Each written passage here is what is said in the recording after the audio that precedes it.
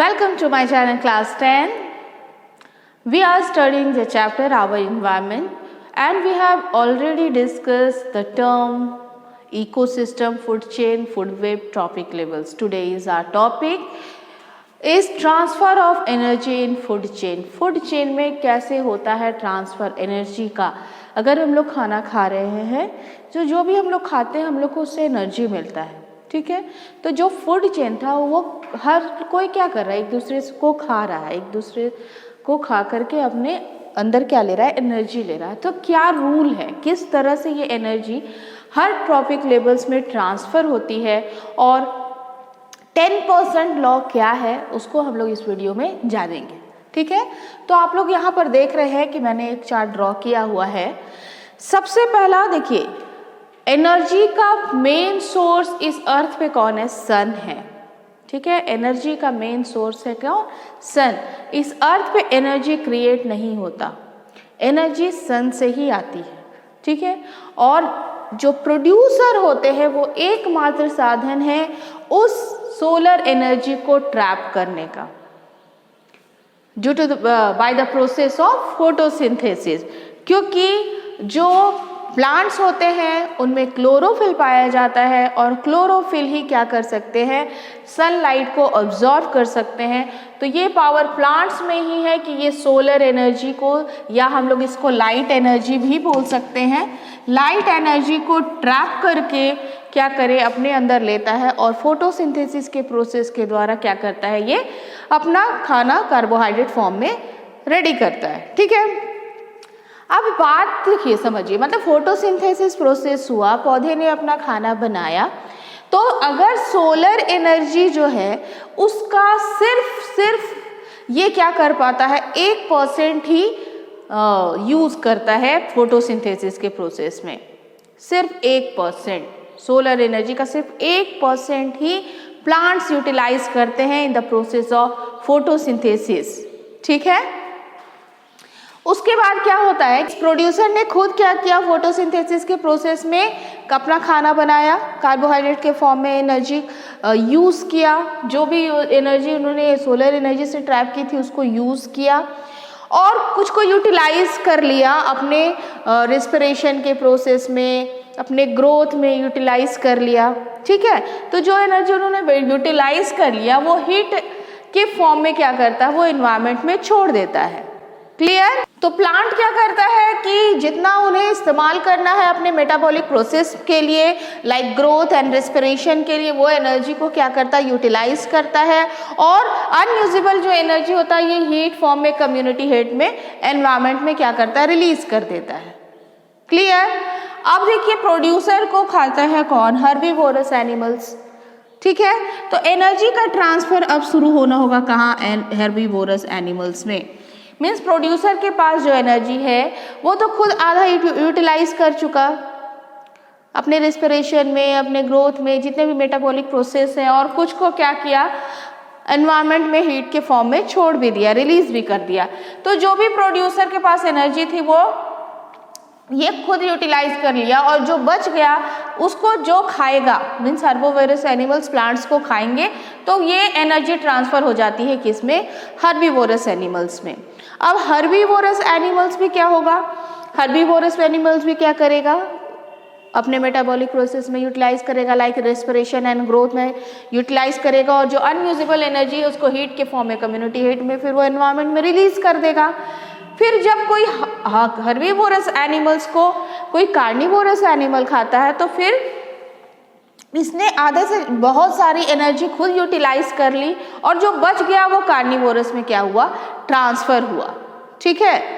और फिर कार्निवोरस भी अपने मेटाबॉलिक प्रोसेस में जिसको यूज़ करना है जितना एनर्जी वो यूज़ करेगा, कुछ को हीट के फॉर्म में, कम्युनिटी हीट में छोड़ देगा एनवायरनमेंट में, और फिर उसको जो टॉप कार्निवोरस खाएंगे उसमें फिर वो बची हुई एनर्जी क्या होगी, टॉप कार्निवोरस में ट्रांसफ़र हो जाएगी और फिर सेम प्रोसेस टॉप कार्निवोरस में भी होगा। ये भी जो एनर्जी है उसको इस्तेमाल करेगा और हीट के फॉर्म में रिलीज करेगा एनवायरनमेंट में एनर्जी को, और जो बच गई इनके डेड मटेरियल के साथ, अब सभी के डेड मटेरियल के साथ, ठीक है, जो बचा वो एनर्जी क्या किया, ये इस्तेमाल किया। अब ये कि यार तो प्रोड्यूसर के डेथ के बाद या हर्बीवोरस के डेथ के बाद, कार्निवोरस के डेथ के बाद या टॉप कार्निवोरस के डेथ के बाद, इसमें जो बच गई थी इनकी बॉडीज में जो भी एनर्जी बची हुई थी, ये क्या कौन यूज़ कर लेगा, डिकम्पोजर यूज़ कर लेगा, और ये भी क्या करेगा, हीट के फॉर्म में, कम्युनिटी हीट में एनर्जी को रिलीज कर देगा। मीन्स जो एनर्जी है वो कहीं फॉर्म नहीं हो रही है, अर्थ पे एनर्जी कहीं फॉर्म नहीं होती है। पहला पॉइंट यही है कि एनर्जी का एकमात्र स्रोत है, एक ही सोर्स है, क्या, सनलाइट। सनलाइट ही एनर्जी का एकमात्र स्रोत है, सोर्स है, और सिर्फ 1% एनर्जी ही प्लांट क्या कर पाते हैं, उस सन का यूटिलाइज कर पाते हैं।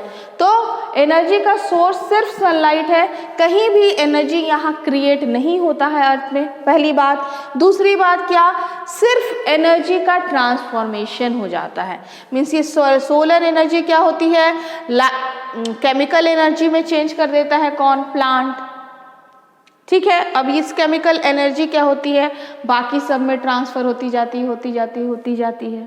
ठीक है, और एनर्जी, तीसरी बात क्या कि एनर्जी ट्रांसफर हमेशा कैसा होगा, यूनी डायरेक्शनल ही होगा। तीसरी बात बिल्कुल इंपॉर्टेंट है कि एनर्जी ट्रांसफर हमेशा यूनी डायरेक्शनल होगा, एक ही दिशा में ये चलेगा। Means sun to producer, producer to herbivorous, herbivorous to carnivorous, carnivorous to top carnivorous. Producer में आ गए प्लांट्स, हर्बीवोरस का कोई भी एग्जाम्पल आप लोग ले सकते हैं जैसे डियर, कार्निवोरस डियर को खाने वाले कोई भी एनिमल जैसे कि जैकल, एंड टॉप कार्निवोरस जो इस कार्निवोरस को भी खा लेगा जैसे कि लायन। ठीक है, तो कोई भी एग्जांपल्स हो सकते हैं यहाँ पर फूड चेन में हम लोग। तो सब में क्या होता है, एनर्जी का ट्रांसफर होता है।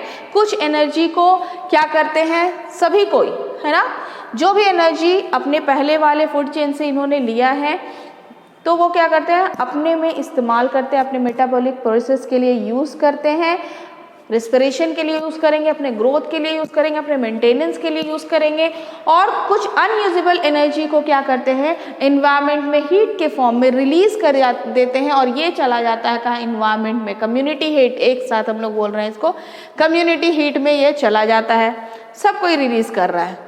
ठीक है, लेकिन कहीं भी एनर्जी क्रिएट नहीं हो रहा है।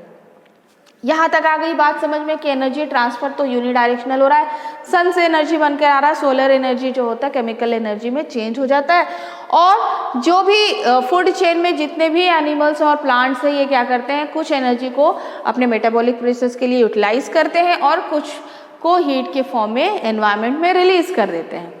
क्लियर। अब हम लोग बात करते हैं 10% लॉ क्या बोलता है। 10% लॉ, 10% लॉ क्या है भाई एनर्जी ट्रांसफर में। जैसे मैंने कहा कि सन जो है ये जितना एनर्जी रिलीज करता है उसका सिर्फ और सिर्फ 1% ही प्लांट यूटिलाइज करते हैं। यहाँ पर 10% लॉ काम नहीं करता। 10% लॉ शुरू करता है काम करना कहाँ से, प्रोड्यूसर से आगे की ओर।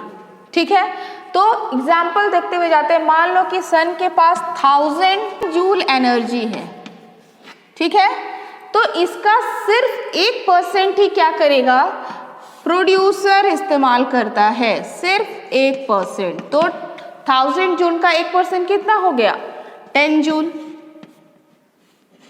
ठीक है, 1000 जूल का 1% 10 जूल। अब यहां से क्या होगा, यहां से शुरू होगा 10% लॉ काम करना। मीन्स प्रोड्यूसर के पास जो 10 जूल एनर्जी है उसका ये कुछ भाग तो खुद ही मेंटेनेंस में यूज कर ले रहे हैं, कुछ भाग को एनर्जी में रिलीज कर दे रहे हैं, तो इसका सिर्फ और सिर्फ 10% ही क्या होता है, हर्बीवोरस एनिमल में ट्रांसफर होता है। मीन्स 1 जूल एनर्जी पहुंचती है कहाँ पर, हर्बीवोरस में। कितना कम है ना। और फिर जब ये कार्निवोरस एनिमल्स इसको खाता है, इसमें भी सिर्फ 1 जूल का 10% ही अगले फूड चेन के स्टेप में जाता है, मीन्स 0.1 जूल। ठीक है, अब टॉप कार्निवोरस में भी इसका सिर्फ 10% ही ट्रांसफर होता है एनर्जी, मीन्स 0.01 जूल। कितनी कम एनर्जी मिलती है किसको, टॉप कार्निवोरस को। अब आप लोग एक बात याद कीजिए कि मैंने कहा था कि ट्रॉफिक लेवल्स में फूड चेन में ये 3 और 4 स्टेप का मैक्सिमम एग्जाम्पल है। कुछ एग्जाम्पल ही हैं जो कि 5 फूड चेन स्टेप लेते हैं, जिसमें कि सेकेंड क्वाटरनरी कंज्यूमर के बारे में मैंने बात किया था। कुछ एग्जाम्पल्स ही हैं। ऐसा इसलिए है क्यों, ये लिमिटेड है। 4 से ज़्यादा अगर हम लोग जाते हैं, कभी कभी ही होता है कि 5 स्टेप होता है ना। अब इनके पास एनर्जी बची कहाँ है, जो 10% लॉ फॉलो हो रहा है। तो ये टॉप कार्निवोरस को भी खाने वाले जो एनिमल्स होंगे उनमें कितना एनर्जी पहुंचेगा, उनको एनर्जी पहुंचेगा ही नहीं, बहुत ही कम। फिर वो कैसे जिंदा रहेंगे, है ना। इसलिए ये कुछ एनिमल्स, स्मॉल एनिमल्स में मेनली होता है, लेकिन अधिकतर एनिमल्स में 4 स्टेप्स तक ही, मतलब अधिकतर फूड चेन जो होता है वो 4 स्टेप तक ही चलता है, 3 या 4। ठीक है, तो क्या एनर्जी का रूल है, 1000 जूल एनर्जी अगर सन दे रहा है तो यहाँ पर कोई 10% लॉ काम नहीं करता है, सिर्फ 1% ही एनर्जी ट्रांसफर होती है प्रोड्यूसर के पास, मीन्स 10 जूल। अब हर्बीवोरस में गया, ट्रांसफर हुआ एनर्जी का सिर्फ 10% होगा, मीन्स 1 जूल। अब यहाँ देखिए कार्निवोरस के पास, जब हर्बीवोरस उसे खाएगा तो सिर्फ 10% ही एनर्जी ट्रांसफर होगा, मीन्स 0.1 जूल। एंड जब टॉप कार्निवोरस को खाएगा तो इसमें भी सिर्फ इसका 10% ही जाएगा, 0.01 joule. Means 10% law energy transfer में काम करता है। ये हमेशा यूनिडायरेक्शनल होगा, कभी भी ये बाई डायरेक्शनल नहीं होने वाला, यूनिडायरेक्शनल ही होगा, ना ही ये बैक स्टेप में काम करेगा, बिल्कुल नहीं होगा। अब मैं कुछ प्रॉब्लम के थ्रू, ठीक है, अब मैं कुछ प्रॉब्लम्स देती हूँ आप लोगों को और आप लोग उसको सॉल्व करेंगे, जिससे कि ये जो 10% लॉ है वो बहुत ही अच्छे से क्लियर हो जाएगा। तो 10% लॉ को हम लोग ये 2 प्रॉब्लम्स से समझ लेते हैं, ठीक है, और बहुत ही क्लियर हो जाएगा आप लोग का। देखिए क्वेश्चन नंबर 1 में है, calculate the amount of energy available to the lion in the following food chain. इस फूड चेन में बोल रहा है कि अमाउंट ऑफ एनर्जी लायन में कितना बच रहा है, ये पूछ रहा है। If plant have 20,000 joule of energy available from the sun, means sun के पास कितना एनर्जी है, 20। मान लो कि यहाँ पर सन है और सन के पास कितना एनर्जी है भाई, 20,000 जूल एनर्जी है। तो यहाँ लायन के पास कितना एनर्जी पहुँचेगा, ठीक है। तो क्वेश्चन को बिल्कुल ध्यान से समझना है कि plant have 20,000 joule of energy available from the sun, ठीक है, मतलब कि सन के पास 20,000 जूल ऑफ एनर्जी है। तो आप लोग जान रहे हैं कि सन से जो प्रोड्यूसर प्लांट है उसमें कितने % एनर्जी ट्रांसफर होता है, सिर्फ 1% ट्रांसफर होता है, सिर्फ 1%। तो 20,000 जूल का 1% हो गया आपका 200 जूल, ठीक है। अब यहाँ से 10% लॉ काम करेगा, तो 10% लॉ काम किया, 200 जूल का 10% क्या हुआ, एनर्जी ट्रांसफर हुआ, तो हो गया 20 जूल डियर के पास एनर्जी।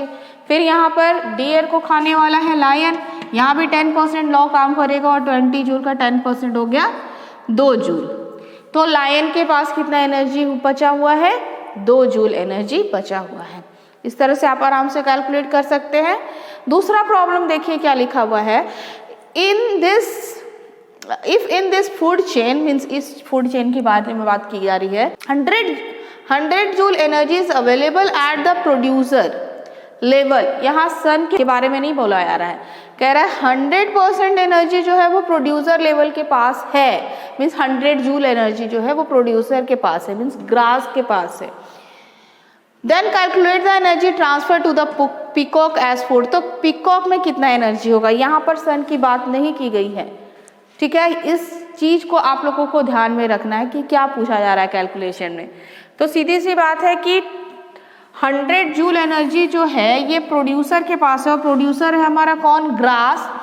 तो इसके पास है 100 जूल एनर्जी।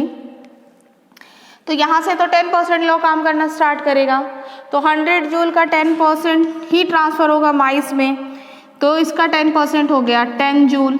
100 का 10% कितना हो गया, 10 जूल ट्रांसफ़र हुआ माइस में, यहाँ पर भी फिर 10% ही लॉ काम करेगा और 10 जूल का 10% हो गया आपका 1 जूल। 1 जूल, तो स्नेक में कितना एनर्जी है 1 जूल, और अब स्नेक के पास है 1 जूल एनर्जी, इसका भी सिर्फ 10% ही ट्रांसफ़र होगा, तो पिकॉक के पास कितना बच जाएगा 0.1 जूल एनर्जी। तो आपका आंसर हो जाएगा 0.1 joule energy is available at the peacock level ना, इस लेवल पे आपको 0.1 जूल एनर्जी अवेलेबल है। क्लियर? तो आप आई होप कि ये दोनों प्रॉब्लम से आपको बिल्कुल भी क्लियर हो गया होगा कि सन से अगर ट्रांसफ़र हो रहा प्लांट में, वहाँ सिर्फ 1% ही एनर्जी ट्रांसफ़र होती है, वहाँ पर 10% लॉ काम नहीं करता। मैं बार बार बोल रही हूँ, इसको दिमाग में बिल्कुल फिट कर लीजिए। आपको स्टार्ट होगा फूड चेन, जहाँ से स्टार्ट होता है वहाँ से 10% ट्रांसफ़र एनर्जी का होना स्टार्ट होता है, तो 10% लॉ प्रोड्यूसर से स्टार्ट होता है, आगे further herbivorous, carnivorous and top carnivorous में। क्लियर है? तो ये है क्या 10% law energy transfer in the food chain. Next video में हम लोग देखते हैं what is biological magnification. So get ready for the next class. Thank you.